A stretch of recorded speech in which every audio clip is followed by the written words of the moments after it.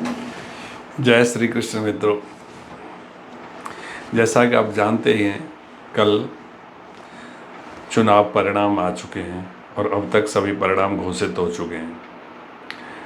जैसा कि आशंका थी कि इस बार बीजेपी को कुछ नुकसान होगा, यह काफ़ी नुकसान हो गया और बीजेपी अपने खुद के बलबूते पर सरकार बनाने में नाकामयाब है।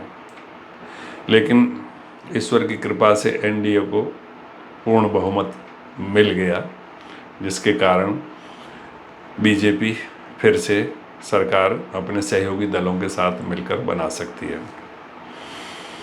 इस बार ये जो परिणाम हैं चौंकाने वाले हैं। उत्तर प्रदेश में बहुत उठापटक हुई है, इसके कई कारण रहे होंगे।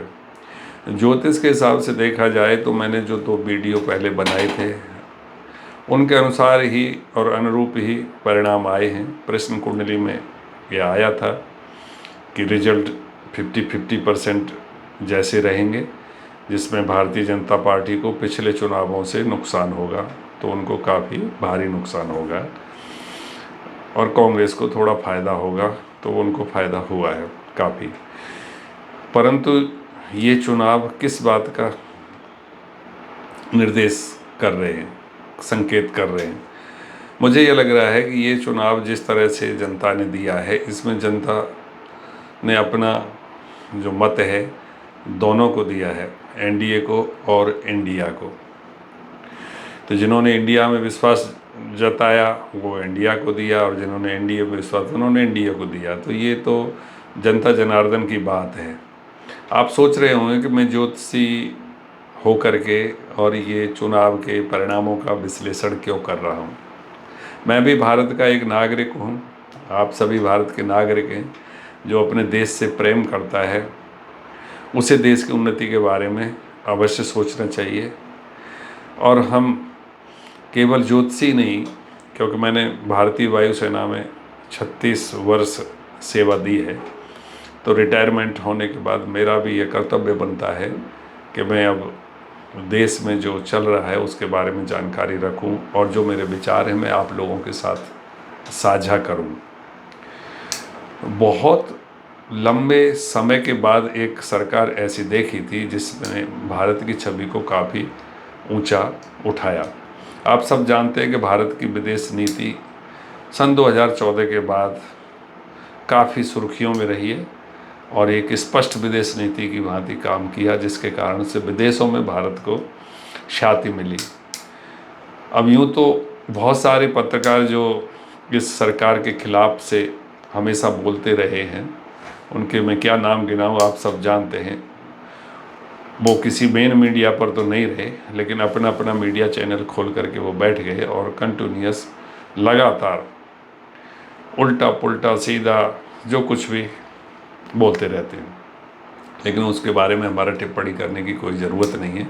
बात मुख्य आ रही है, जैसे ही रिजल्ट डिक्लेयर हुए हैं उसके तुरंत बाद ये खबर दौड़ने लग गई कि हो गया खेला, नीतीश कुमार बनेंगे उप प्रधानमंत्री, चंद्रबाबू नायडू के साथ इंडिया बनाएगी सरकार।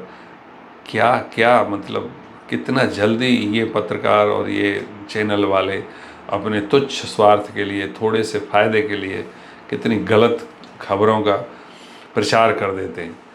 अभी भी ये थम नहीं रहे हैं, जबकि जेडीयू और टीडीपी के प्रवक्ताओं से ये बयान बिल्कुल आ चुका है कि वो एनडीए में ही रहेंगे और उनकी निष्ठा एनडीए के साथ है।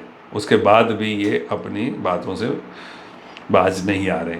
चलो कोई बात नहीं, मैं बात कर रहा था ज्योतिष के हिसाब से इस कार्यकाल का क्या निर्णय है।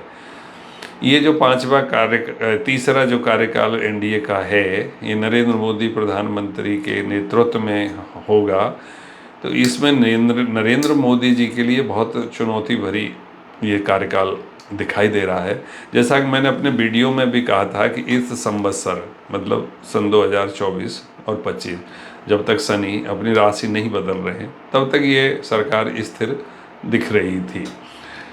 2025 जनवरी के बाद कुछ उथल पुथल होने की संभावना मुझे लग रही थी भारत की कुंडली से, परंतु ये तो अभी भविष्य के गर्त में है और इसके बारे में अभी भविष्य वाणी के लिए पूरी तरह से मैंने प्रश्न कुंडली और इनका अध्ययन भी नहीं किया है, परंतु मैं अपने अनुभव के आधार पर कह रहा हूँ कि जैसा कि आप जानते ही हैं कि एनडीए की सहायता से बनी हुई सरकार वो उतना पावरफुल नहीं रहेगी जितना पिछले 10 सालों में रही है, और होना भी चाहिए कि जब तक विपक्ष मजबूत नहीं होता है तब तक एक सरकार जो है थोड़ा सा अहंकारी हो जाती है और वो जन भावनाओं का सम्मान नहीं करती है, जैसा कि हमने पिछले 5 साल में देखा भी है।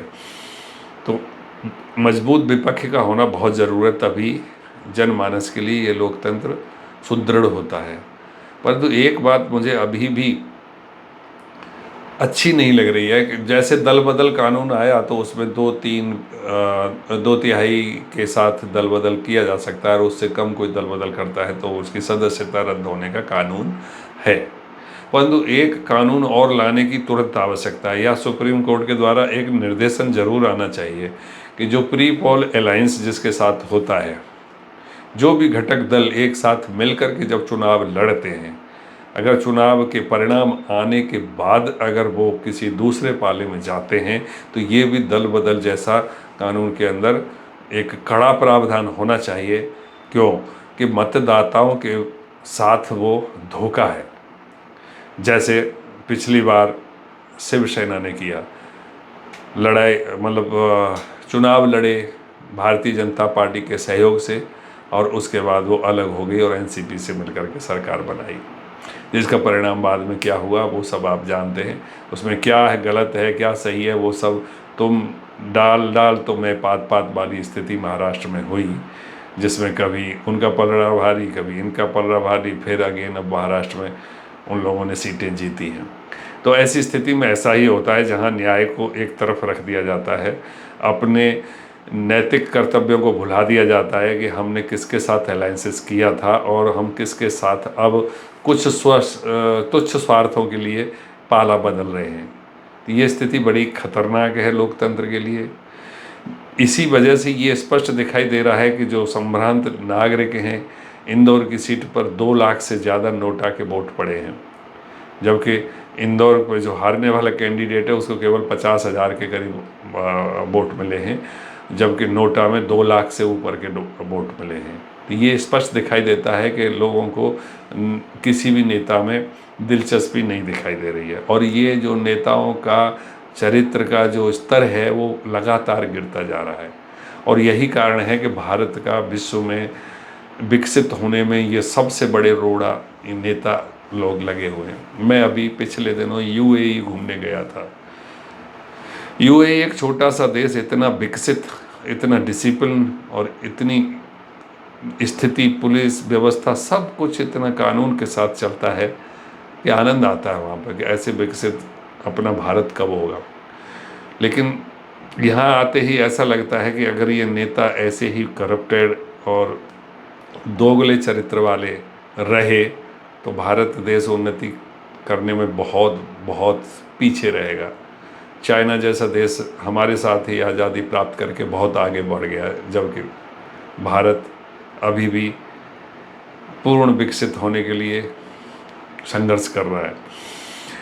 मैं ये कहना चाह रहा हूँ कि आप सभी लोग, मैं और जनता जनार्दन, प्रत्येक व्यक्ति को अगर ऐसा कोई किसी के विधानसभा क्षेत्र में या लोकसभा क्षेत्र में एमपी एमएलए किसी पार्टी के तहत किसी संगठन के साथ अलायंस करके चुनाव लड़ते हैं और चुनाव के बाद में वो पार्टी का जो सर्वे सर्वा है उन सभी लोगों को लेकर के दूसरे पार्टी में पाला बदलता है, तो अपने अपने क्षेत्र के उस एमपी और उस एमएलए को जाकर के जनता को लताड़ लगानी चाहिए कि इस बार तो वोट दे दिया है, अगली बार तुमको कभी भी हम माफ़ नहीं करेंगे।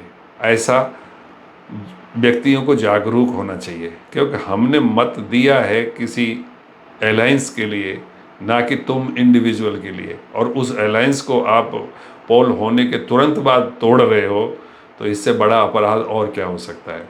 इस संदर्भ में सुप्रीम कोर्ट को भी संज्ञान लेना चाहिए और तुरंत प्रभाव से एक ऐसा कानून बना देना चाहिए कि प्री पोल अलायंस जो लोग करेंगे वो अब पाला बदल नहीं सकते। अगर बदलेंगे तो उनकी सदस्यता तुरंत प्रभाव से निरस्त हो जाएगी और दोबारा से चुनाव कराए जाएंगे। आप मेरे इस कथन से कितना सहमत हैं, कृपया कमेंट करके ज़रूर बताएं। मेरा चैनल नया है, मैं आप लोगों के बीच में अभी अभी अपनी जगह बनाने की कोशिश कर रहा हूँ।